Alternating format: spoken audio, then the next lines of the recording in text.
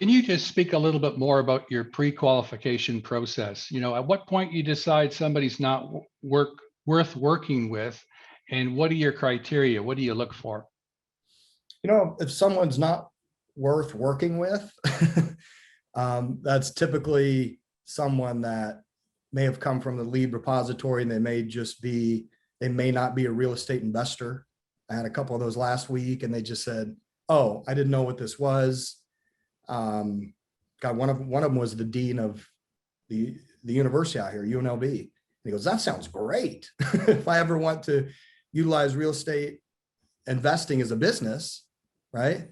I'll use this program, but I'm just looking to refi. I'm looking to get some house out of my money, or money out of my house." Okay, well, but if they have an actual business, I'm going to do the best I can. I've spent 30, 40 minutes on speaking with someone at some point before I even open the BOS document. I know that's an extraordinary amount of time. But those are people that are business savvy.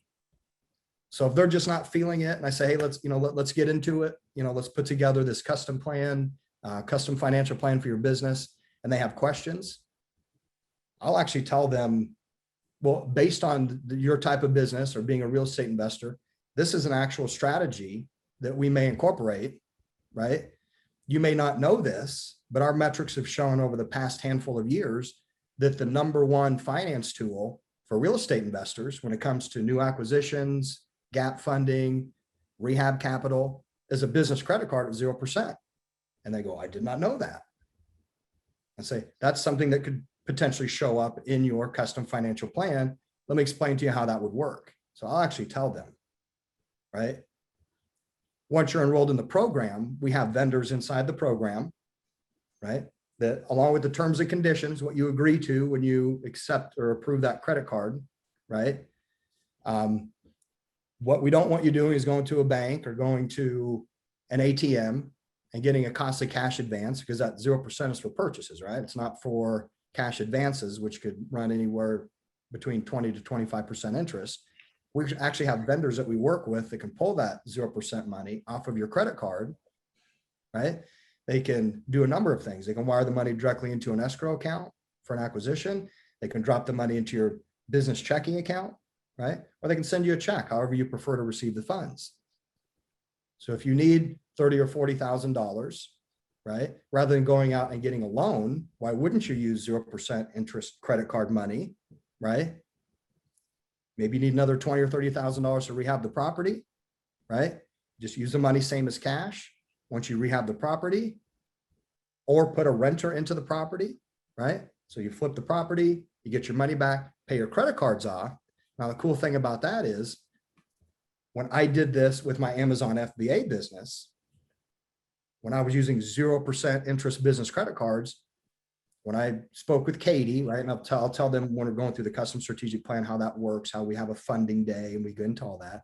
But I'll say, "Hey, you can generate a new revenue stream for your business, because many of these business credit cards have a cash back option anywhere between 2 to 5%.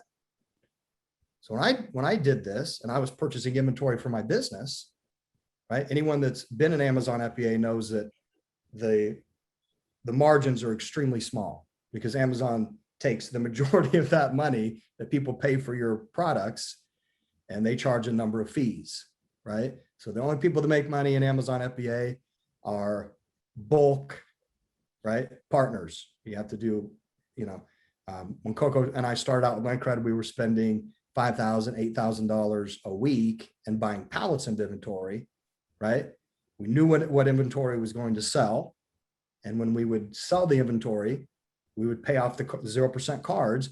And then we generated an additional revenue stream of 2 to 5% cash back from utilizing the business credit cards.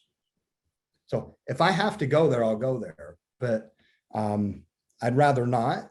But you all know when you're utilizing these real estate investors, and they're getting called by everyone, they're getting, connected investors. Typically, I believe, I could be incorrect, based on conversations I've had, they're getting 4 or 5 phone calls in a day, right? So what's going to separate you?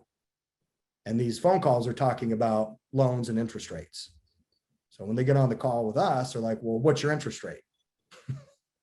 right? Let's back up a little bit. Let's talk about the actual metrics that make up your personal credit profile, right? How do we get to that score? I'm looking at your personal credit profile right now, and I see utilization is at 78%. Our metrics show, right, when it comes to business funding, right, we pull that FICO 8. So we're going to pull the last 2 years. We're not pulling a FICO 10. So we're not looking at your automotive history report. We're looking at the metrics that are going to help you get the lowest cost financing available for your business. So our metrics show that utilization needs to be at 18% or below. So there are a number of strategies, up to 8 or 9 different strategies that we could utilize in your custom financial plan to lower that utilization. And I'll do that if I have to. But the ultimate goal is they're going to disqualify themselves at some point. They're going to say, okay, this is nothing what I thought it was going to be. I need a hard money loan. I need it right now. You know, my last effort would be, once you're enrolled in the program tomorrow, right?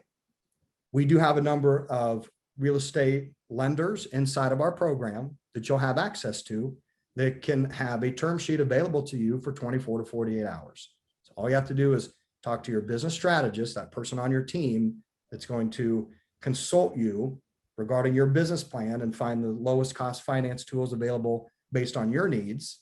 You let them know what you need, and they'll get that for you. So I have enrolled a couple of those leads that way by saying, oh, okay, so I do have a property that's, you know, currently under contract, and you can get me a turn. Yes, absolutely we can. But we have to get you, got to get you enrolled.